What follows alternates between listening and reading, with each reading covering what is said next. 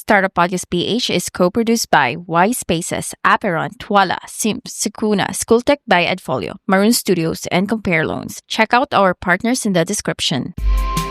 Welcome sa isa na namang episode ng Startup Podcast PH Kwentuhan at Philippine Startup Week 2025. Andito tayo ngayon sa Mount Canlaon Room of the Philippine Innovation Center in Marikina City. Meron lang event sa labas pero tuloy-tuloy ang podcast dito. Anyway, ang ating kakwentuhan ngayon ay ang Makiling Tech Incorporated and we have Sir Clint. Kamusta, sir? Nice to meet you. Yes, thank you for inviting us here sa Philippine Startup Week 2025. We came all the way from the Los Baños. Makiling nga. Pero thank you din, sir, tsaka kina ma'am na andito. Dumaan lang ako sa booth ninyo. Pumayag kayo mag-podcast dito. So now, andito tayo ngayon. Shout out to Tita Tess Lantican and Miss Annalisa Dote of Biotech. And of course, our president, wala siya dito ngayon, but her presence still here, Dr. Lilia M. Fernando. Ayun, sige, Makiling Tech, of course, ganito sa Makiling na, which is in Los Baños, Laguna, Pero ano muna siguro? So, ano nga ba, Sir Clint, ang Makiling Tech? So, Makiling Tech is a company. Actually, it started as a spin-off company from the University of the Philippines, Los Baños. That houses products that caters to the challenges in agriculture industry or agriculture field. So we have products wherein we use biotechnology and nanotechnology to address the current problems here in the Philippines related to agriculture. So this company was inspired by our president, Dr. Lilia M. Fernando, alongside the staff or the co-founders of this company, because in the university, we are being anchored by DOST agencies to handle projects, and our founder, Dr. Lilia M. Fernando, is a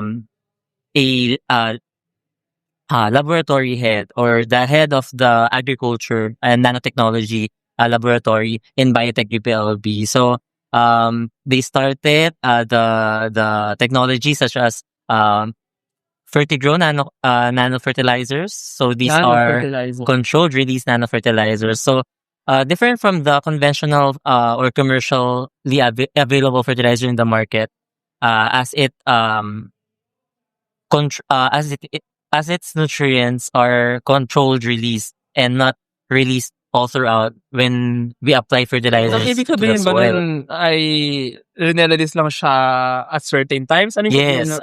So, typically kasi ang fertilizers natin sa market right now, when we apply to the soil, nag-release agad yung mga nutrients, and it leads to soil pollution and water pollution because of course yung mga nutrients natin magsisip through siya to the soil na hindi naman kailangan of everything ng plant. So tendency niya mag-cause din siya ng eutrophication, water pollution. So this product, Fertigro nano fertilizers, addresses the concern, the challenge in like quote unquote leaching out all at once of the nutrients. So that is one of the products of Makiling Tech Incorporated. Wait lang, Sir Clint. So kayo ba ay researcher, faculty? I am a researcher. Okay. So doon sa lab na yes. Agriculture na.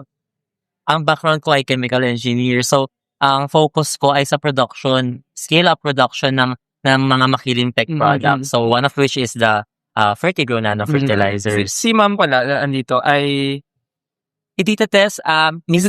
Marites Lantican ay a finance manager of the Makiling Tech Incorporated. Paano nabuo ang Makiling Tech as a company? So from UPLB, from UPLB office, like maybe from the UPLB, like paano siya, how did Makiling Tech come to know? Yes. So, it was during Fast Track when the DOSTP shirt, thanks to the DOSTP shirt, encouraged Dr. Lilia Fernando to create a spin-off company from the laboratory. So kumbaga dahil si Dr. Fernando ay meron mga research Yes. na pwedeng ma-commercialize. Yes. Do you always urge this laboratory or The products. products Yeah. To be scaled up and later on commercialized. Enhance the company. Hence the Yes. business side. Because we envision that the products from the laboratory need to be Youth. used by the target users, Yeah. which are here in agriculture, are farmers or other okay. enthusiasts. Actually, yes. First of all, well, I've gone to different TBIs in the country, and ang dami nga kasi mga research or mga knowledge na nagagawa ng students and ng Yeah. faculty na, well, sad to say, nagiging thesis lang. Hindi There's nagagamit. just paper stored in Yes. shelves, right? Yes. So, Makiling Tech is one kind of company na, kumbaga, tina-turn itong mga research na ito into actual product Yeah. na mabebenta at magagamit. Madami. In this case, mga farmers. For the Filipino For the Filipino people. people. Sige, sir, aside from the nano fertilizer, ano ba yung mga ginagawa niyo? So, we also have Hormogrow plant growth regulators. So, they're very useful, especially for rooting as hormones for plants before being planted into the soil. For nutrients? For nutrients, because the phytohormones or yung plant growth regulators, yun yung parang nagbo-boost ng pag-ugat, ng mga pagdahon ng mga ating seeds. Yan, mga ganyan. Ang question pala dito, Clay, so you sell this to farmers. Do you sell to individual farmers or maybe to cooperatives? I don't know, or parang how do you sell them and why do they buy? So right now, we are not yet selling the product because inaayos pa namin yung FPA registration. Of course, here in the Philippines, kailangan register yung product before we officially sell it. So, however, part ng study namin yung determine ng market, and some of the markets that we've identified are, of course, our farmers, local farmers. We are also talked with cooperatives, LGUs, etc. Right now, since we cannot sell yet, we are collaborating with them. So, technically, quote-unquote, pinapalaganap namin yung results ng Fertigrow for them to try it out on their farms, on their farm. For free right now. So, parang part din siya ng marketing strategy na, maganda yung Fertigrow. So, later on, when we introduce it to the market officially, upon commercialization, hindi na mahirapan maghanap ng customers. Tsaka parang lang yan, well, this may be not so good comparison, pero kung yung mga sila Grab, ganyan, yung mga sobrang baba ng price at the introduction just gets free for people to use. And once nakita na nung mga farmers, for example, na, uy, kikita kami, mas malaki yung kita namin, better yield, better... by the way, parang value up? Yes. For family. Our value proposition here is for Fertigrow, I'll speak on the Fertigrow. Less farm input costs. That means for farmers apply less fertilizer. Based on our studies, we have 25 to 50% reduction in organic fertilizer application. At the same time, we also observe throughout our field trials that yield or the harvest increases. So depending on the crop. Well, less cost and more yield harvest. Oh, that means you have double the benefit, right? Pero yun nga, pero that's really correct, especially in this introductory agri-technology. The farmers must first, kasi yung problema with farmers, many of them are parang, I'm not sure, parang kung ano yung nakasanayan nila, yun natin. Pero, kaya free ito for this one. Kasi once they find out that this actually works for them, igagana talaga, di ba? Less cost, mas more, mas maraming tanim. Hindi na nila, kumbaga, even if may cost na later on, na-outweigh naman ang benefit yung cost na yun. So, and nakuha na sila. And actually, we've been conducting focus group discussions with the farmers as part of the market study that we're doing right now. And we are trying to educate them that Fertigrow nano fertilizers are just, or you can use it as typical commercially available ones because reformulation lang siya ng conventional fertilizers. It's just that it's controlled release, so they don't need new education to when applying it to the soil. So alternative siya for the conventionals. But of course with greater benefit. So once they, based on our observation during focus group discussions and other surveys, once they learn of it, they are very much willing to try. So we're very happy and accepting naman sila. And so I'm also curious kasi, well, for Metro Manila, this is medyo far-fetched, mga ganitong agriculture technology startups. Pero like for Los Baños, na actually medyo labas na nga ng Manila, may farmers na. So how in the first place did you get to connect with the farmers? Or dahil din ba sa UPLB ba meron parang mga, I think may malaking farm sa UPLB, or forest pala ata yun. Pero ayun, how did you connect with these farmers na parang somehow in startup terms, early adopters? Yeah.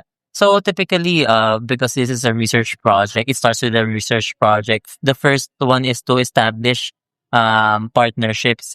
So of course, with memorandum of agreements, MOAs, MOUs, memorandum of understanding, we set nilalatag namin yung plano and yung mga benefits na makukuha nila. So through that, we can partner with the cooperatives. Like in the cooperatives, for example, we provide them fertilizers for them to try it out in their specific farm or specific area. Then the harvest will go to them as diba? As part of the return of for the partners. So yun yung mga, at the same time, parang marketing na din namin na they're knowing that indeed Fertigro decreases fertilizer application and indeed increases our yields.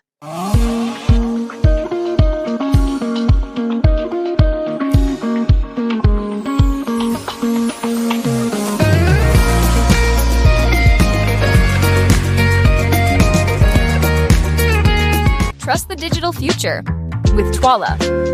Secure and tamper-proof digital signature.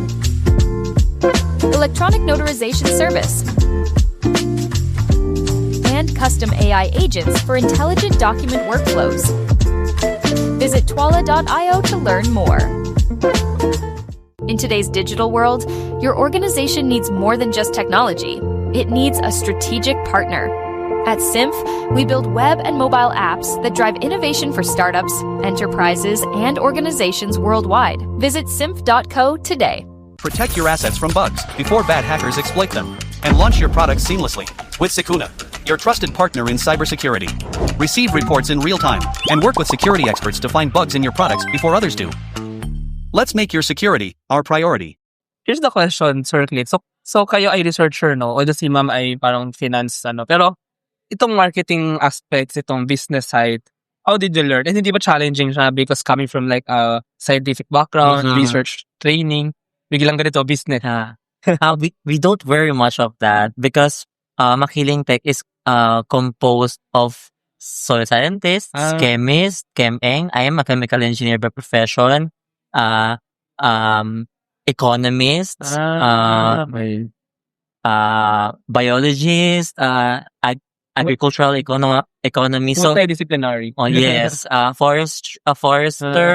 Okay. So it's very we have a wide array of experts. Kumbaga. So how large is the team? Like ilang members ang company? Tita Tess, Mga nila?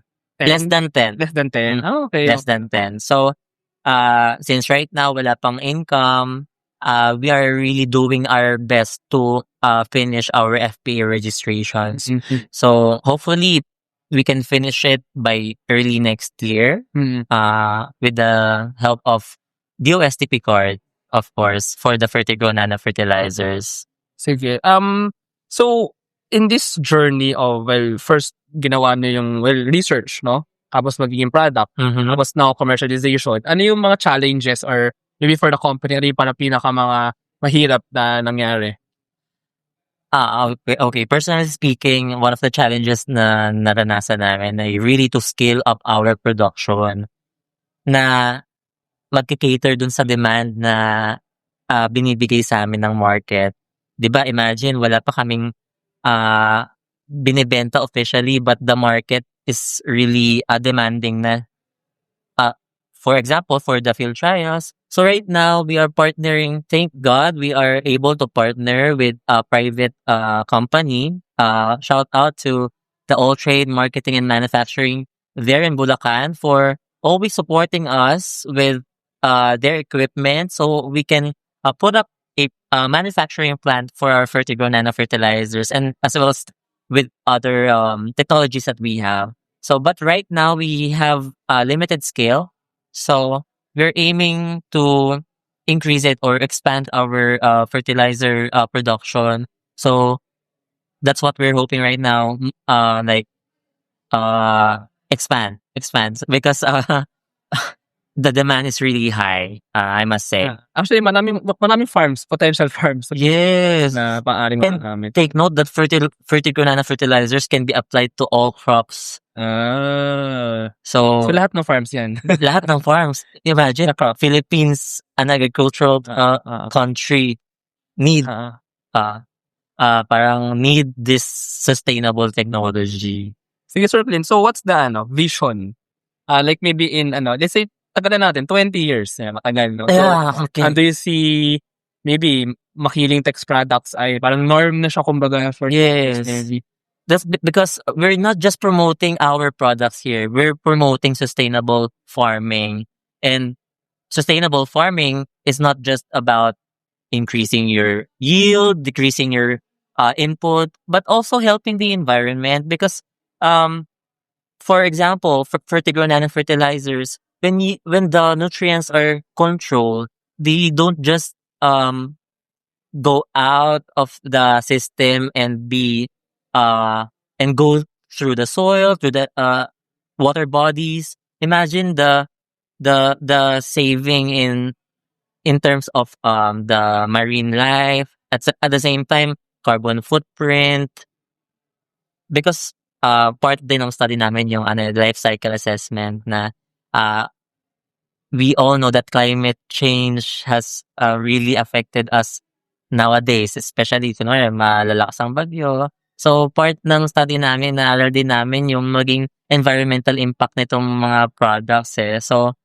sustainability is very holistic yung buong siya. Buong from start from the raw materials to the end life of the product. So that's what we are promoting and envisioning the future. And later on, of course, internationalization of our products.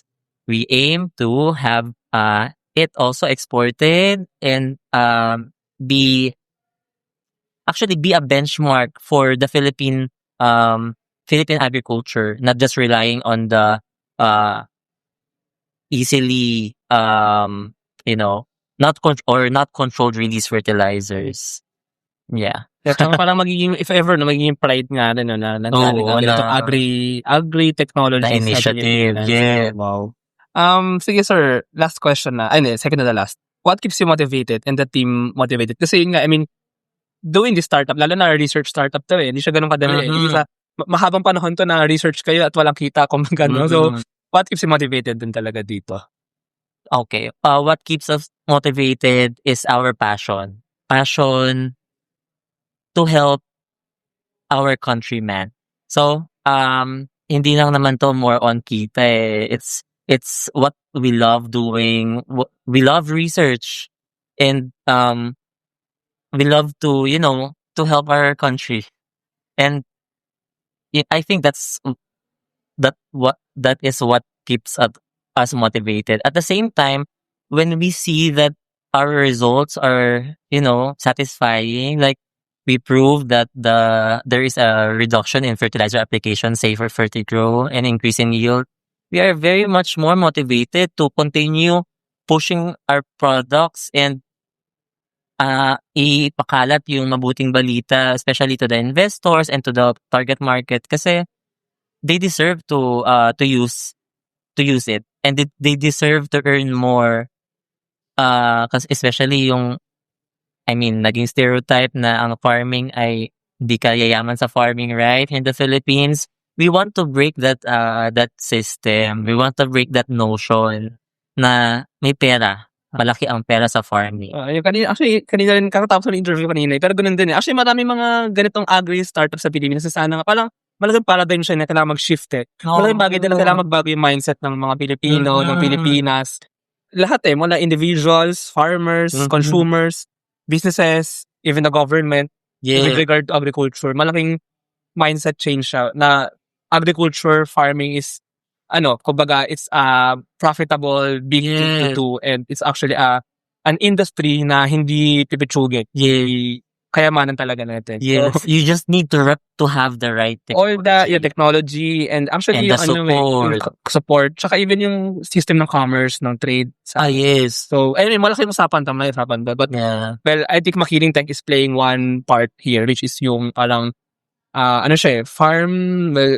farm research technology. Yeah. And I think this is one key para mabago nga itong parte na ito sa Pilipinas. Yes, and hopefully, lahat ng mga products ng lahat ng agri-startups here in the Philippines will, completely change Yes, exactly. the system. But yun nga yung maganda eh. So, iba't ibang roles eh. May farm research, may agri-tech, may machines, may AI, IoT. Yes, So, that's very but interesting. actually sa inyo, Makiling Tech, ito yung parang solid agriculture. Hindi siya digital, hindi siya technology. Yeah. Really farm technology. Yeah. Actually, this is sometimes overlooked namin sa itong technology na ito. But this is actually a big part ng agri-technology. And we are very honored to be ayun. recognized. Education is evolving, and so are we. Introducing School Tech by Edfolio, your all-in-one school management solution. Built for schools of all sizes, School Tech bridges the gap between school and learning management. Driven by passion, School Tech makes educational technology accessible, affordable, and easy to use for schools everywhere. With an integrated approach, School Tech simplifies management across different departments and enhances efficiency in operations. School Tech transforms the way schools manage, teach, and learn. School Tech, taking school management solutions to the next level.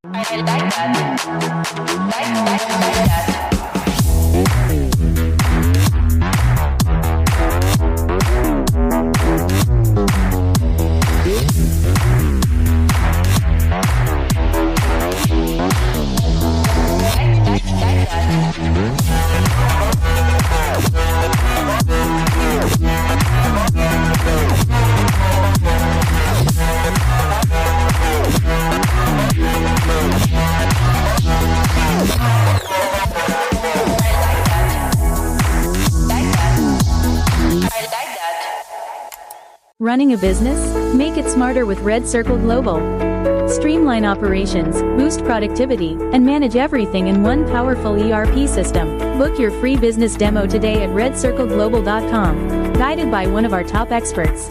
So anyway, sir, kamusta ang Philippine Startup Week lang? So, well, napadaan ako sa booth ninyo kanina, and then, parang very interesting. So, thank you din sa pagbayad sa ma-interview dito. Live tayo ngayon sa Facebook. Pero Yeah. kamusta, sir, ang Philippine Startup Week? Yeah, the vibe here is good.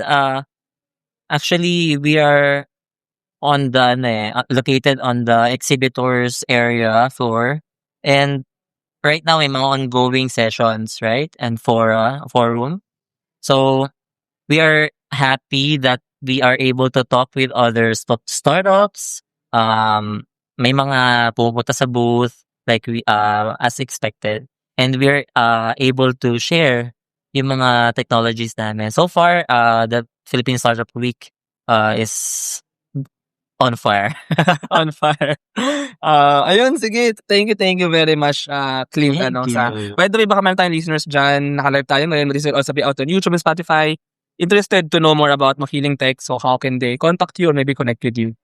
Yeah, you can visit our Facebook, Makiling Tech Incorporated. So you can just message us there, or you can send an email to our president, Dr. Lilia M. Fernando. So I'll share with her. I'll share with you her email. It's lm Lima Mama Fernando at up.edu.ph.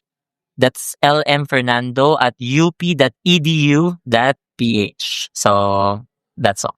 Yes. Thank you so much, sir. Thank you. Thank you. Thank you, sir. Thank you. This episode is super powered by AskLex PH Academy, our official e-learning partner. Get certifications on Lean Six Sigma, project management, data science, and more. Argum AI makes smarter decisions by presenting both sides of an issue as argued by two distinct AI models. Pixel by ePlayment turn content into opportunity, grow deeper connections, and earn more. Only with Pixel. Sign up at pixel.eplayment.co. School of Profits, Filipino-led community for aspiring freelancers, VAs, agency builders, and online earners. Built to help you start, grow, and earn online together. Founders Launchpad, early stage accelerator providing venture capital funding, operational support, and mentorship. Hire Business Solution, provider of the most configurable cloud-based payroll system in the Philippines. Agile Data Solutions, the Philippines' fastest growing market insights tech company with its data gathering platform,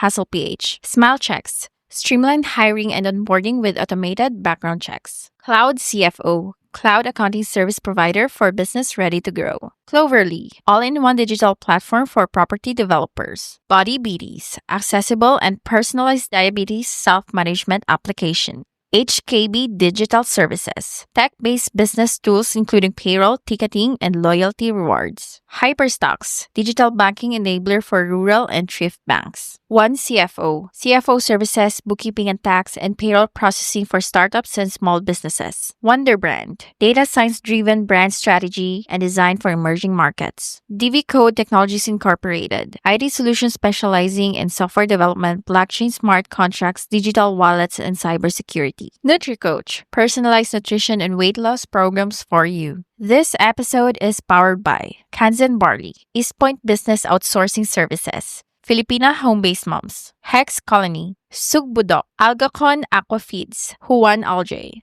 Grey Wolf Technologies Philippines, Pareto Consulting, Jur.ph, Big Giant Games, Pahatid PH, Wasteless PH, Tech Tribe, Uplift Code Comp, Board Prep, Sirius MD. Support the podcast through the links in the description.